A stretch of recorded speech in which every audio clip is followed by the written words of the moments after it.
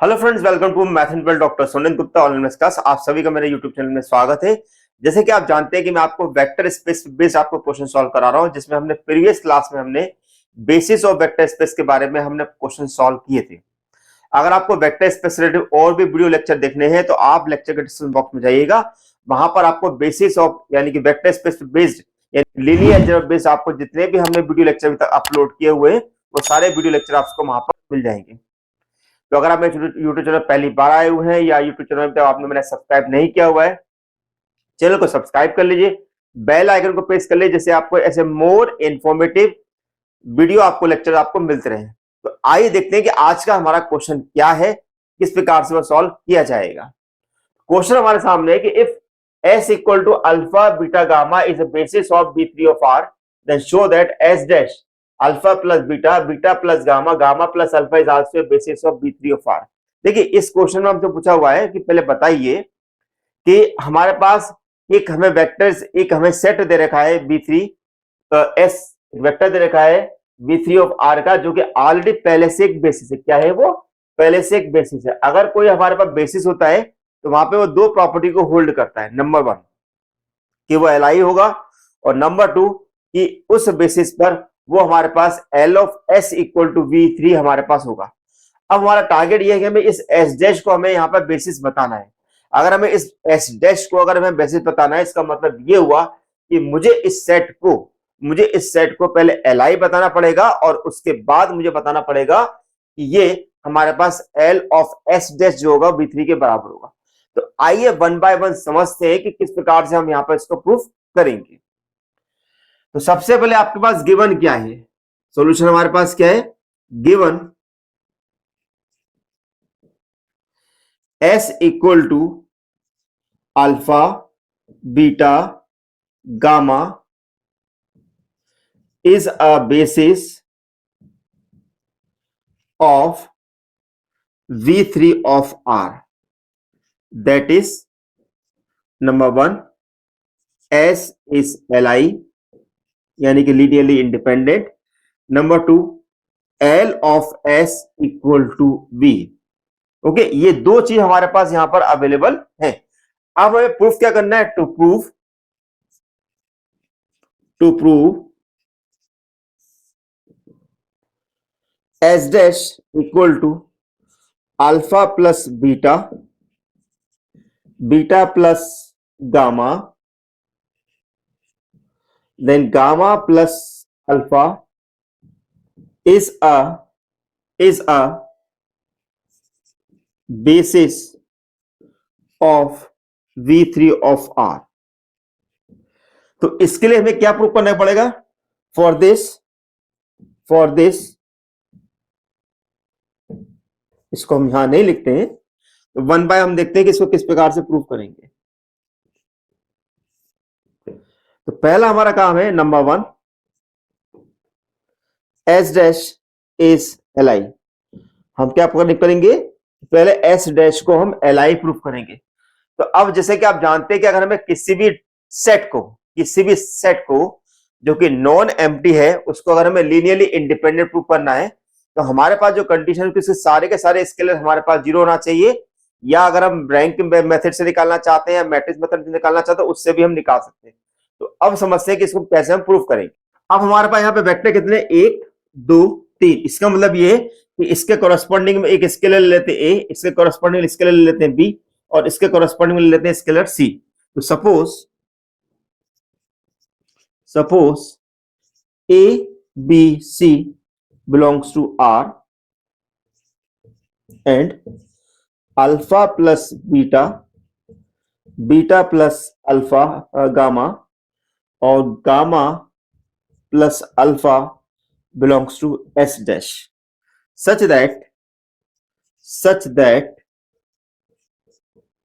A alpha plus beta, B beta plus gamma, C gamma plus alpha equal to zero vector. क्या लेंगे हम?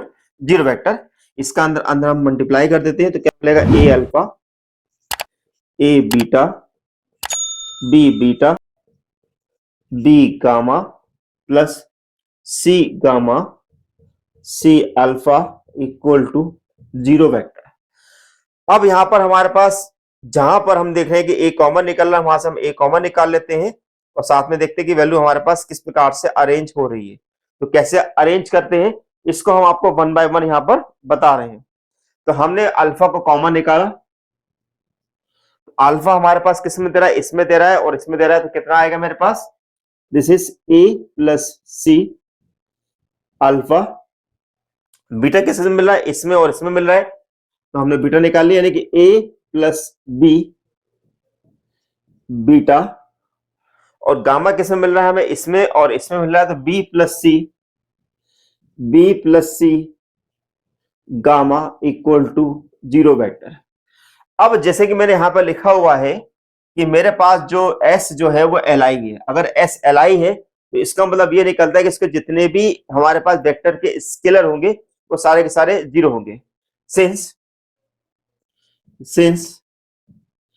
S equal to alpha beta gamma is L आई,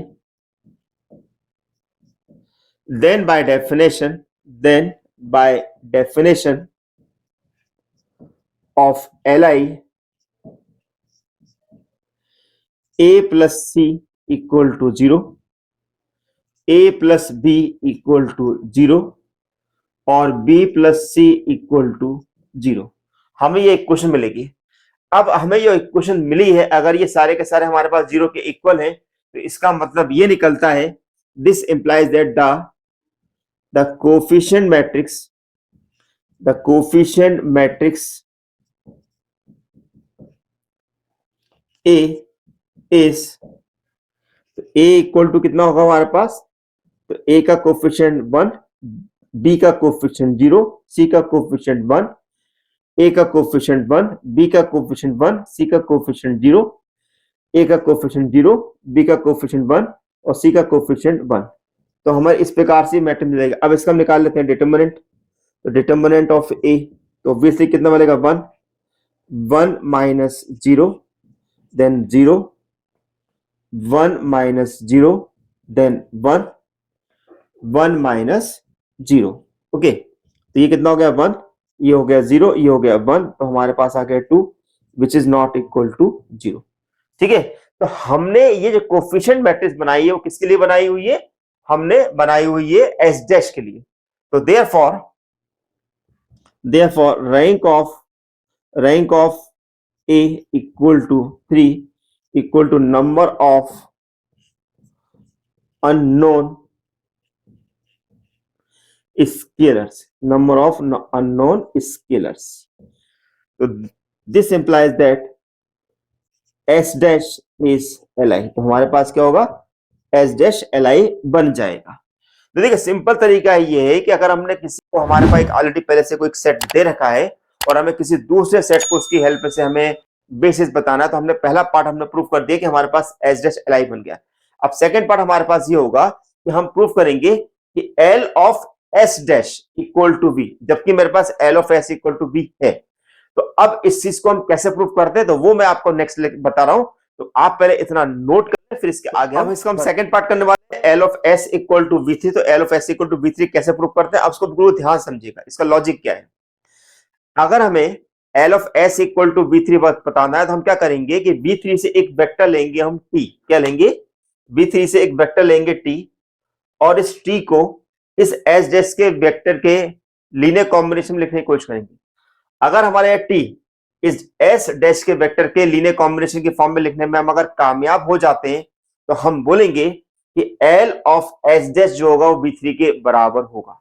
तो आइए one by one समझते हैं कि ये स्टेप कैसे फॉलो की जाती है। तो अब हमारे पास क्या है, since L of S equal to V3, then let T belongs to V3 and alpha beta gamma belongs to S, then there exist A B C belongs to R such that T equal to A alpha plus B beta plus C gamma, और ये हमारी equation बन जाएगी 1। क्या बन जाएगी? Equation number 1। अब same ये हमने किस बेसिस पे लिखा कि हमारे पास L of S equal to V3 है। अब बात करेंगे एस डैश के बारे में। किसके बारे में बात करेंगे? एस डैश के बारे में। तो हम क्या करते हैं, let T belongs to V3 and alpha plus beta, beta plus alpha, beta plus gamma, then gamma plus alpha belongs to S dash, then there exists A, B, C belongs to R such that T equal to A alpha plus beta, B beta plus gamma, then C gamma plus alpha. ठीक है। Now what is T? T मेरे पास क्या था? तो T मेरे पास क्या था यहां पर? This is A alpha plus B beta plus C gamma.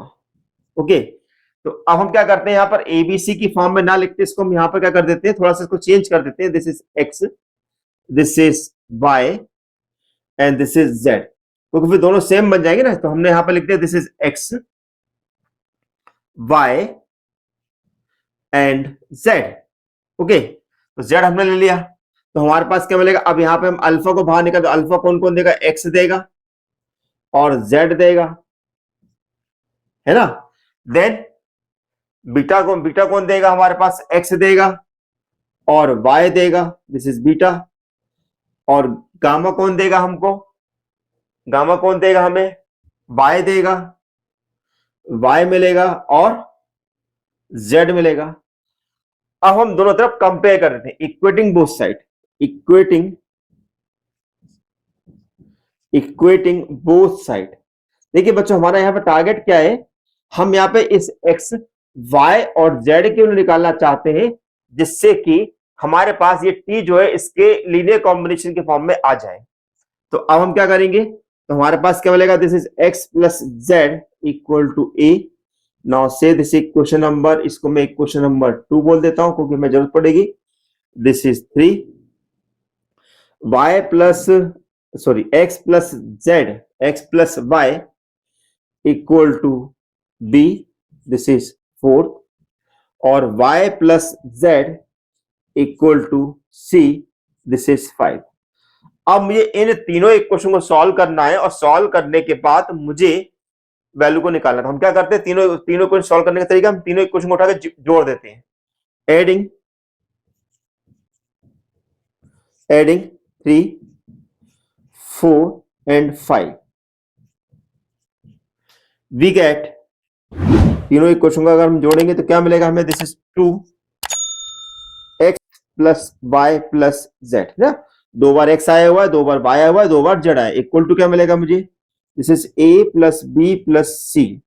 इस 2 को मैं डिवाइड कर देता हूं, तो X plus Y plus Z equal to A plus B plus C divided by 2। Now say this equation number 6। अब मुझे निकालनी है, मान लो y को निकालने में क्या करूंगा? इक्वेशन नंबर 3 को 6 में से माइनस कर देता हूं ना, है ना। तो अब हमने क्या करा? इक्वेशन नंबर 6 में से मैंने माइनस किया इक्वेशन नंबर 3, तो क्या मिलेगा मुझे? जैसे मैं इसको इसमें से माइनस करूंगा तो लेफ्ट हैंड साइड में मिलेगा मुझे केवल y, और इधर कितना मिलेगा? This is a plus B plus C divided by 2 minus a। तो a को अगर मैं माइनस करूंगा तो कितना मिलेगा मुझे यहां पर? This is b plus C minus a divided by 2, है ना। ये मुझे मिल जाएगा y, ये मुझे क्या मिल जाएगा? y। ऐसे में क्या करता हूं? 6 में से 4 को माइनस कर देता हूं, तो मैंने यहां पर 6 में से -4 कर दिया।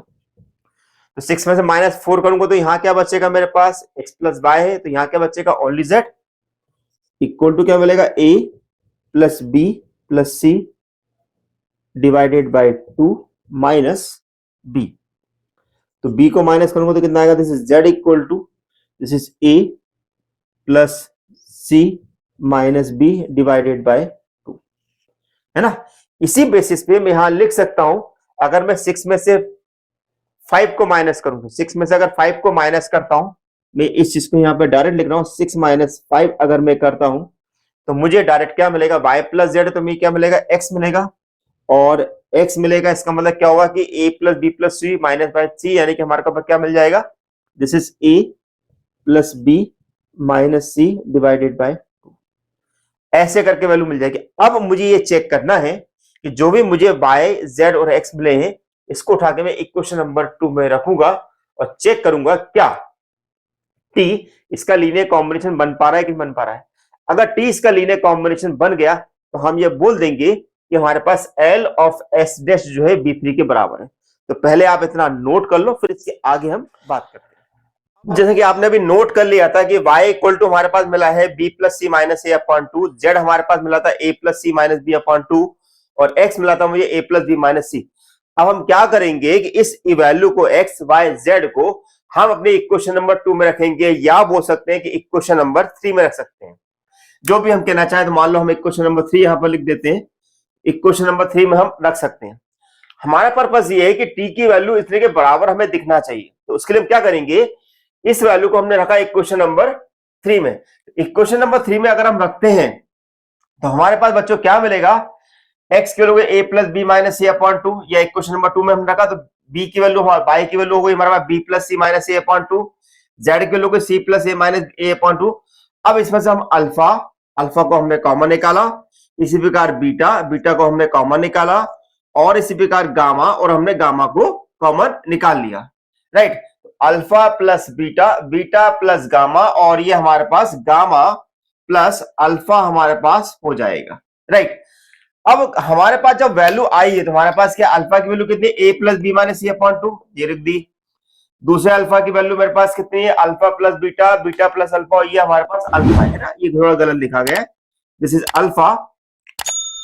तो अल्फा हमारे पास a plus B minus C upon 2 आया, then c plus A minus B upon 2 आया, देन बीटा हमारे पास कितना है, बीटा हमारे पास है b plus a plus B minus C upon 2 और b plus C minus A upon 2, और गामा हमारे पास आया b plus C minus A upon 2 और c plus A minus B upon 2। अब हम इसको ध्यान से देखें कि अगर हम इसको ध्यान से देखते तो हम देखते हैं क्या है कि अगर मैं इन दोनों को ऐड करूं, तो ऐड करता हूं तो मेरे पास क्या होगा, यहां पर b से b कैंसिल हो जाएगा, देन c से c कैंसिल हो जाएगा, तो 2a बचेगा, तो 2a अपॉन 2 यानी कि मेरे को मिलेगा a, कितना मिलेगा, a मिलेगा। देन यहां पर a से a कैंसिल हो रहा है, देन यहां पर c से c कैंसिल हो रहा है, तो 2b अपॉन 2 यानी कि मुझे b मिलेगा, राइट। देन उसके बाद हमने देखा कि b से b कैंसिल हो रहा है, a से a कैंसिल हो रहा है, यानी कि 2c अपॉन 2 यानी कि c मिलेगा।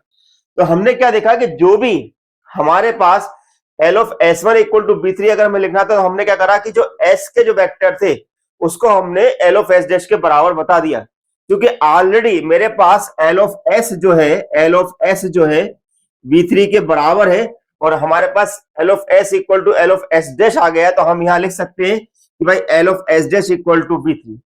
तो अब हमारे पास बेसिस के बेस पे हमारे पास वो दोनों के दोनों कंडीशन जो है फुलफिल हो चुकी है, तो अब हम यहां पर कह सकते हैं, thus by the definition of basis S dash alpha plus beta, beta plus gamma, gamma plus alpha is a basis of B3 of R।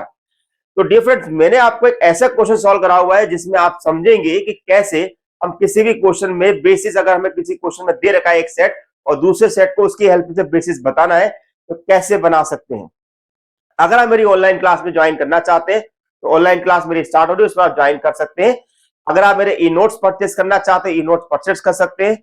Highly qualified lectures हमारे पास मिलेंगे, और आपको अगर हमारे पूरे वीडियो लेक्चर्स की एचडी वीडियो क्वालिटी में अगर आपको वीडियो लेक्चर चाहिए तो वो भी आपको अवेलेबल रहेगी विद नॉमिनल चार्जेस।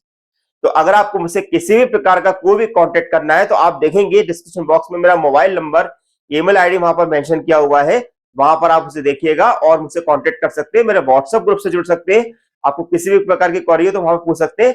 और यदि किसी प्रकार का कोई क्वेश्चन पूछना चाहते हैं तो लेक्चर के डिस्क्रिप्शन बॉक्स में या लेक्चर के कमेंट बॉक्स में आप पूछ सकते हैं। आपकी क्वेरी जल्द से जल्द सॉल्व करने की कोशिश की जाएगी। तो thank you for watching my channel doctor Sonen Gupta. Thank you so much.